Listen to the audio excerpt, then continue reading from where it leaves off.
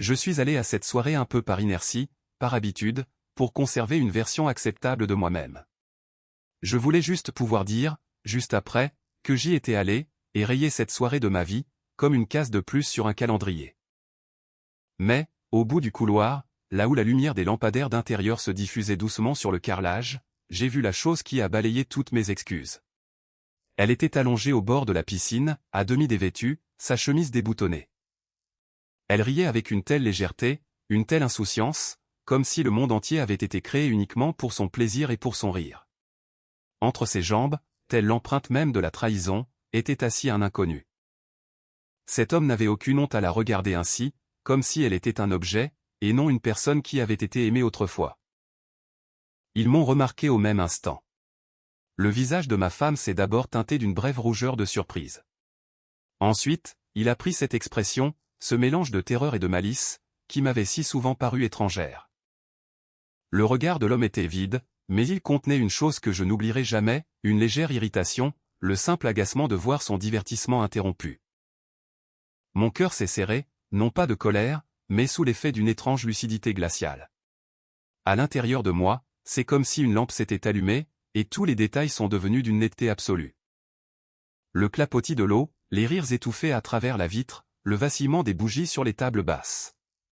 J'ai senti un grand vide se creuser dans ma poitrine. Ce n'était pas ce hurlement dramatique, que l'on voit souvent dans les films, mais un espace froid et désert, là où vivaient autrefois mes espoirs d'avenir. Je suis resté immobile pendant quelques secondes, comme si je n'avais plus le droit de respirer. Les muscles de mes jambes refusaient de m'obéir. Le monde s'est rétréci, pour se limiter à ce minuscule bout de terrasse au bord de la piscine, là où ma vision de la famille volait en éclats. En passant, j'ai aperçu les visages de nos connaissances. Certains se sont retournés, d'autres n'ont même rien remarqué. Pour la majorité des gens présents, c'était une soirée parisienne ordinaire, rien de bien spécial. Mais pour moi, tout s'est effondré sur place. Et cette sensation, il était impossible de la cacher derrière un sourire ou un froncement de sourcils. C'était bien plus profond, plus viscéral, que n'importe quelle émotion que j'aurais pu exprimer à cet instant. Je n'ai pas crié, je ne me suis pas jeté sur eux. Cela aurait été minable, et beaucoup trop prévisible.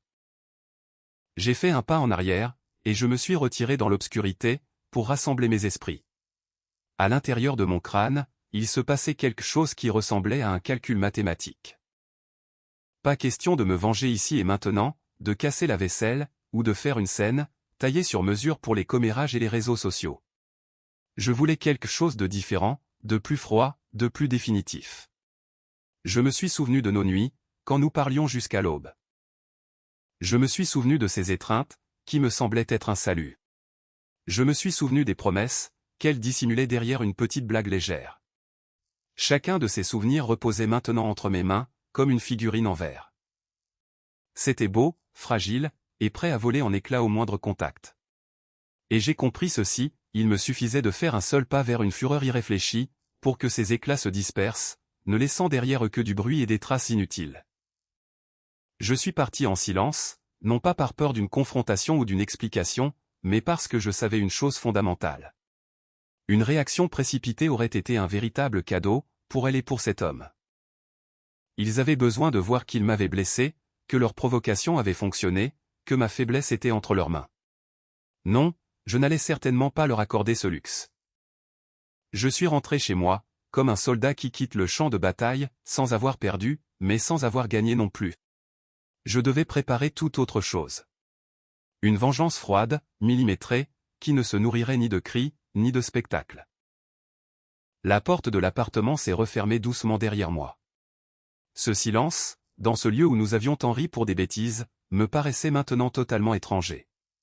Je suis passé devant nos objets familiers, les livres, les tasses à café, les cadres photos. Et soudain, chacune de ces choses est devenue la preuve que notre vie n'était pas éternelle, mais fabriquée avec du papier bon marché et de la mauvaise colle. Dans la cuisine, je me suis arrêté. J'ai regardé par la fenêtre, observant les lampadaires qui s'égrenaient le long de l'avenue, comme des étoiles lointaines. Un plan a commencé à germer dans mon esprit. Ce n'était pas cruel, mais ce serait terriblement efficace. Il était primordial, pour moi, que cette vengeance ne soit pas un acte de destruction gratuit, juste pour le plaisir de faire mal. Je voulais un bouleversement réfléchi de l'ordre des choses. Il fallait qu'elle perde ce qu'elle redoutait le plus au monde. Pas seulement l'amour, mais la reconnaissance sociale, son statut, et l'affection de ceux qui, jusqu'ici, composaient tout son univers. Je me suis rappelé certains détails. Sa fierté, qu'elle nourrissait de mots et d'attention. Sa peur maladive du jugement des autres. Et surtout, le fait que l'opinion publique comptait bien plus, à ses yeux, que la vérité elle-même. Si je voulais l'atteindre en plein cœur, il fallait pulvériser ses illusions. Je devais exposer, au grand jour, cette immense toile de mensonges qu'elle avait tissée avec tant de talent. Je me suis assis à mon bureau, et j'ai commencé à dresser une liste. Je devais savoir quoi rassembler, quelles preuves seraient les plus lourdes, et à qui je devais montrer la vérité, pour l'empêcher de redresser les épaules et de plaider le simple malentendu. Ce n'était pas une idée impulsive. C'était la mesure froide, chirurgicale, de la justice, où chaque pas devait être parfaitement calculé. Je réfléchissais à ce que j'allais dire, et à la façon de le dire. Je ne voulais pas passer pour un vengeur pathétique, mais apparaître comme un homme qui, certes, avait perdu beaucoup, mais qui avait gardé toute sa dignité. Je ne voulais pas la briser physiquement. Je voulais la dépouiller de son statut habituel, lui arracher cette douce couverture de respectabilité, qui protégeait ses actes de la réprobation publique. Pendant que je notais les noms et les détails, ma mémoire faisait remonter des fragments de notre passé. Mais désormais, ces souvenirs résonnaient différemment. Ils devenaient des pièces à conviction dans un dossier de haute trahison. Au début, c'était très dur, il fallait admettre que la confiance était morte. Puis, j'ai ressenti une étrange libération. C'était comme si j'avais retiré une lourde armure, pour enfin voir les choses telles qu'elles étaient vraiment. Je savais que, la prochaine fois que nos regards se croiseraient, tout serait différent. Il n'y aurait plus cette attirance, celle qui nous rendait si proches.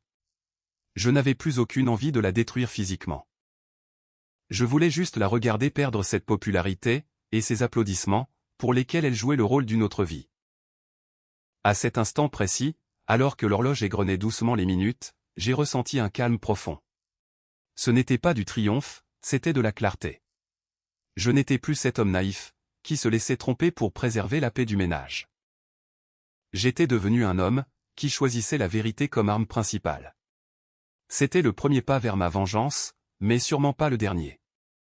Et cela ne nécessitait aucun éclat de voix. Cela exigeait de la patience, de la stratégie, et un immense sang-froid. C'est exactement cette patience, et ce sang-froid, que j'allais utiliser pour forger ce châtiment. Une punition qui la laisserait sans voix, non pas par une tempête d'émotions, mais par le silence et l'isolement, ce qui est infiniment plus terrifiant. Je suis resté chez moi, et je ne me suis autorisé aucun débordement émotionnel. Au lieu de cela, je me suis plongé dans la collecte des faits, tel un avocat préparant un dossier en béton armé. Je n'éprouvais aucune joie malsaine, juste une concentration professionnelle, une exigence de précision, un calcul purement glacial. J'ai pris mon téléphone, et j'ai commencé à éplucher les messages. J'ai fouillé les fragments de dialogue, les textos, les notifications masquées, et ces petites photos qu'elle m'envoyait, lorsqu'elle pensait que je ne remarquais rien. Chaque nouvelle preuve venait s'emboîter dans ce grand tableau de la trahison.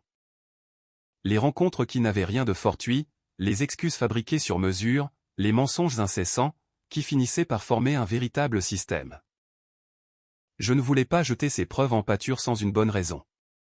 Il me fallait un plan, pour que la frappe soit d'une précision chirurgicale, et qu'elle la prive définitivement de toute ligne de défense. J'ai réfléchi aux personnes qu'il fallait impliquer, pour rendre la sanction inévitable, mais juste de mon point de vue. Il ne s'agissait pas de l'humilier bêtement sur des blogs à potins. Il s'agissait de détruire ces piliers invisibles, sur lesquels reposait toute son assurance. Ses amis, ses collègues, sa famille, tous ces gens dont l'opinion comptait plus que tout à ses yeux. J'ai dressé une liste complète, les noms, les contacts, les dates. J'ai séparé ceux qui connaissaient sa double vie, de ceux qui avaient pris l'habitude de croire à ses récits, sans jamais rien vérifier. Beaucoup de ces personnes gravitaient autour d'elle, non pas par amour, mais parce qu'elles savaient se rendre utiles, ou par simple intérêt. C'était une vulnérabilité majeure, et j'étais bien décidé à l'exploiter. L'étape suivante fut la systématisation des preuves. J'ai exporté toutes les captures d'écran, j'ai renommé les fichiers de manière claire. J'ai fait des sauvegardes sur plusieurs disques durs, et j'ai créé une arborescence de dossiers, soignée et facile à comprendre. Pour chaque photo, j'ai ajouté une légende précise, la date, l'heure, le lieu, et le nom des témoins éventuels. Pour les échanges de messages, j'ai dressé une chronologie sommaire de ces rendez-vous clandestins, en traduisant les sous-entendus en faits concrets, sans y mêler la moindre émotion. Une fois le dossier complet, j'ai ressenti un étrange soulagement. Non pas par soif aveugle de punition, mais parce que j'avais, entre les mains, un instrument de vérité absolue. Un dossier impossible à balayer d'un revers de main, en l'attribuant à la jalousie ou aux simples rumeurs. J'ai décidé d'agir sans précipitation. La première étape consistait à m'occuper de sa précieuse réputation professionnelle. Elle était si fière de sa position, de son travail, de son réseau parisien. C'était le terrain idéal, là où l'impact causerait le plus de dégâts. Je suis allé vers ces gens, à qui elle accordait sa confiance dans le monde des affaires, ses partenaires, ses clients, tous ceux qui se fiaient aveuglément à sa parole. Mais j'ai agi avec une grande délicatesse. Je n'ai pas jeté de boue au visage, je n'ai pas déformé la réalité. J'ai rédigé des courriels concis, parfaitement documentés. Ce n'étaient pas des accusations en l'air, c'étaient des faits têtus, accompagnés de preuves irréfutables. Je les ai envoyés personnellement, en demandant poliment d'examiner les informations, et de prendre leurs décisions en se basant sur ces documents. C'était comme présenter une addition à la fin d'un repas. Pas de cri, juste une exigence de responsabilité. Ensuite, je me suis attaqué à ceux qui formaient son cercle social restreint, ses amis, qu'elle utilisait comme alibi pour valider sa version de la vie, ses proches, ses partisans de toujours. À eux tous, j'ai fait parvenir exactement le même dossier de preuves. Mais avec une tonalité différente. Je leur ai expliqué que ma démarche n'était pas dictée par la méchanceté, mais par un besoin de transparence, pour que chacun connaisse la vérité, et fasse ses propres choix. Ma tactique était claire, je ne faisais aucune pression, je ne suppliais personne. Je laissais le libre arbitre opérer, et j'observais la réaction des gens. J'avais vu, pendant des années, à quel point il était vital pour elle que son entourage valide son image parfaite. Et maintenant, ce même entourage devenait l'instrument de la vérité, un instrument capable de se détourner d'elle.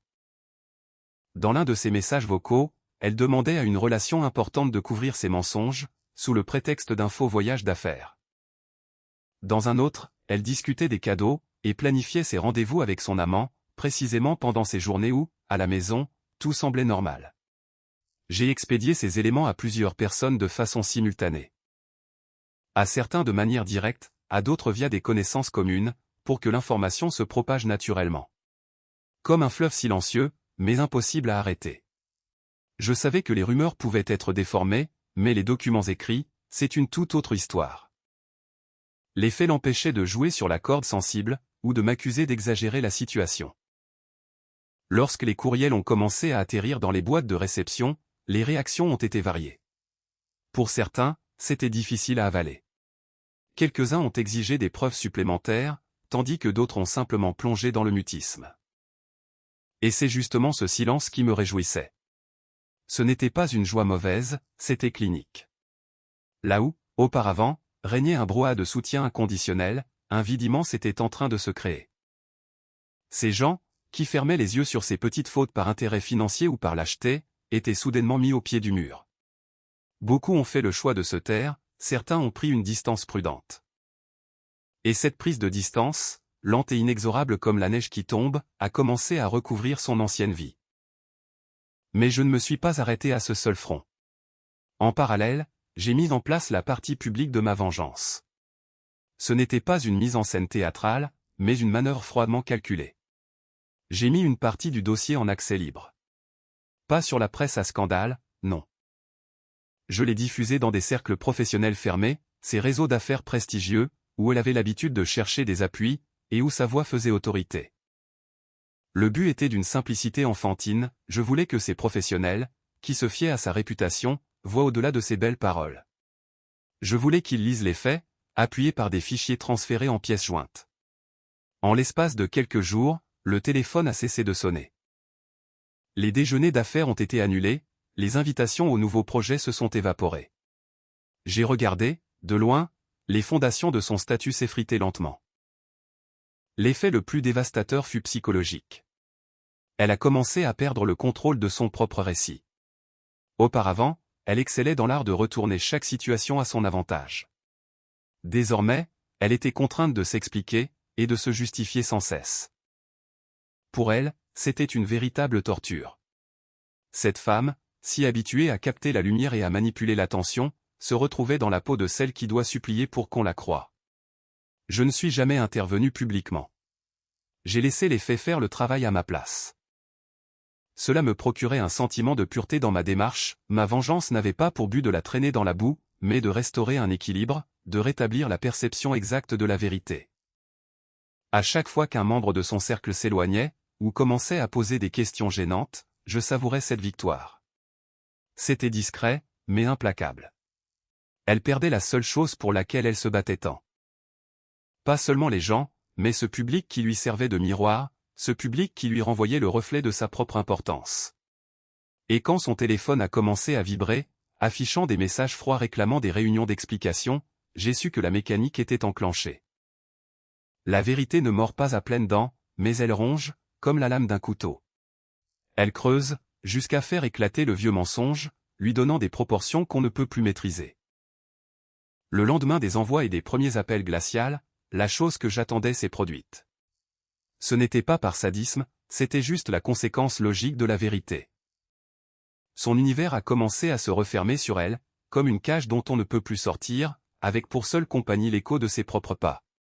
Au début, ce ne furent pas des ruptures brutales, mais des changements subtils. Les invitations aux soirées étaient décommandées, par des messages très polis, très protocolaires. Les gens, qui d'ordinaire lui faisaient de grands sourires lors des galas, passaient maintenant à côté d'elle, en faisant semblant de regarder ailleurs. Les clients demandaient à suspendre les contrats, dans l'attente d'une clarification. Ce n'était pas un champ de mines qui explosait, mais une ère glaciaire qui s'installait progressivement. C'était la défaite la plus amère, pour quelqu'un qui a toujours vécu à travers le regard des autres. Elle a tenté de sauver la face, en utilisant son arsenal habituel. Des coups de fil larmoyants, des textos, des excuses à demi-mot, en essayant de faire passer l'affaire pour un simple malentendu.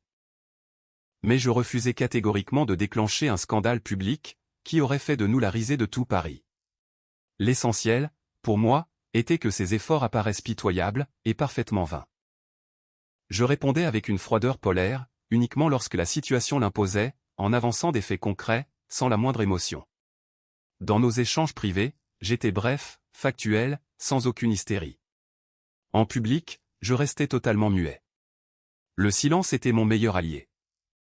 Quand une personne, habituée à charmer et à embobiner son monde, ne reçoit que du vide en réponse à ses suppliques, ses mots perdent toute leur valeur. Elle est tombée de son piédestal de femme fatale, pour atterrir dans le rôle de l'accusée qui implore la pitié. Et c'était un spectacle pathétique. Car, derrière tout ce glamour et cette fausse confiance, se cachait un besoin désespéré de validation. Ses amis ont commencé à s'éclipser avec tact. D'abord, ce furent de banales excuses, une surcharge de travail, des imprévus urgents, une petite grippe. Puis, même ces prétextes se sont raréfiés. Celle qui cautionnait sa fausse vie par pur confort ressentait maintenant une gêne palpable. Et cette gêne s'est rapidement transformée en prise de distance. L'un de ses plus proches associés l'a rencontré une seule fois dans un café. L'entrevue fut brève, purement factuelle. En partant, il a déposé sa carte sur la table, avec cette simple phrase « Il va nous falloir du temps pour analyser la situation ». Pour elle, c'était le coup de poignard de la trahison. Mais, en réalité, c'était l'heure de passer à la caisse. Les gens, à qui elle avait soutiré la confiance, préféraient maintenant limiter les dégâts, et se mettre rapidement à l'abri. Son travail, qui faisait tant sa fierté, est devenu l'arène de mon coup de grâce. Des projets majeurs, qui étaient pourtant signés et validés, ont subitement fait l'objet d'annulations. Les fournisseurs se renvoyaient la balle, les clients exigeaient des audits et des explications formelles. Une grande partie de son réseau professionnel a commencé à fuir la moindre association publique avec elle. Ce n'était pas seulement un frein à sa carrière, c'était un vol pur et simple de la matière première avec laquelle elle fabriquait son ego. Je la regardais faire la tournée des managers et des partenaires. Ses discours se transformaient en une litanie de justifications monotones, où chacune de ses tentatives la rendait encore plus misérable. Elle essayait d'aller pleurer chez nos amis communs, pour attirer la compassion. Elle sortait des phrases hors de leur contexte, elle les suppliait de la croire, brossant le portrait tragique d'une femme innocente, victime d'un terrible complot. Mais mon attaque avait été pensée dans les moindres détails. Les documents étaient précis, les échanges de messages étaient horodatés, et il n'y avait aucune place pour l'interprétation ou la subjectivité. Les gens, qui cherchaient à comprendre, avaient déjà les pièces en main pour comparer les versions, et la comparaison ne jouait pas en sa faveur. Ceux qui, d'ordinaire, auraient eu le cœur sur la main, ressentaient maintenant un profond malaise. Car la véritable empathie se construit sur la confiance, et non sur des fables mal ficelées. Les conséquences publiques ont été d'autant plus dévastatrices, que j'ai soigneusement évité de transformer ce drame en cirque médiatique. Je n'ai balancé aucun dossier compromettant sur des sites obscurs. Je les ai ciblés vers les sphères où elle était estimée. Les cercles de réflexion professionnels, les groupes de discussion très privés, les personnes d'influence dans son secteur d'activité. Là où sa voix commandait autrefois le respect, son écho se brisait désormais sur le mur de la réalité. C'était, sans doute, le coup le plus impitoyable de tous, priver un individu de la scène sur laquelle il a pris l'habitude de jouer la comédie. Pour elle, cela ne signifiait pas seulement la perte de quelques gros contrats, mais la destruction totale de la plateforme qui lui donnait l'illusion d'être importante. Ses efforts, pour reprendre la main sur la situation, se soldaient de plus en plus souvent par des humiliations. Lors des événements mondains, elle essayait d'afficher son plus beau sourire, mais ce sourire n'était plus une arme redoutable, ce n'était plus qu'un masque figé. Les gens la regardaient différemment. Pas avec un mépris affiché, non, mais avec un regard froid et analytique, comme on observe un spécimen dont le dossier a plus de poids que la parole. Un jour, lors d'une réunion où, jadis, toute la salle buvait ses mots, quelqu'un s'est risqué à lui poser, très poliment, une question sur ces fameuses rumeurs. Et la conversation s'est figée. Elle s'est noyée dans ses explications embrouillées. Sa voix a tremblé. Une personne a vaguement tenté de la soutenir, mais, dans le regard de la majorité, le doute s'était déjà installé. Ce lourd silence, qu'elle redoutait tant, s'est mis à hurler plus fort que n'importe quel réquisitoire. Finalement, le résultat le plus fascinant fut sa métamorphose intérieure. J'ai vu sa façon d'être changée radicalement. Elle est devenue paranoïaque dans ses conversations. Elle serrait son téléphone contre sa poitrine, elle pesait chaque virgule avant d'envoyer le moindre texto. Son aplomb légendaire avait laissé place à une angoisse permanente. Elle scrutait son entourage avec méfiance, s'attendant à être poignardée dans le dos à tout instant. C'était exactement l'objectif que je m'étais fixé. Je ne voulais pas m'en prendre à son intégrité physique ou à son confort matériel. Je voulais détruire cet écosystème familier, cet espace où sa parole faisait loi. Elle ne pouvait plus séduire son monde d'un simple battement de cils. Elle était condamnée à se justifier, à argumenter, à mendier un peu de crédit. Et pour une personne qui s'est nourrie d'admiration toute sa vie, c'était la pire des malédictions. Puis, un soir, je l'ai revue au même endroit, là où j'avais tout découvert pour la première fois. Nous étions chez des connaissances communes, lors d'une réception très privée. Ses yeux ont accroché les miens, et je n'ai pas prononcé une seule syllabe. Son regard était rempli d'effroi, totalement dépouillé de cette arrogance qui la caractérisait autrefois. Elle a ouvert la bouche, pour tenter de dire quelque chose, mais les mots sont restés coincés dans sa gorge.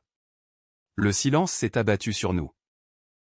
Ce n'était pas un soulagement, c'était le prononcé de la sentence.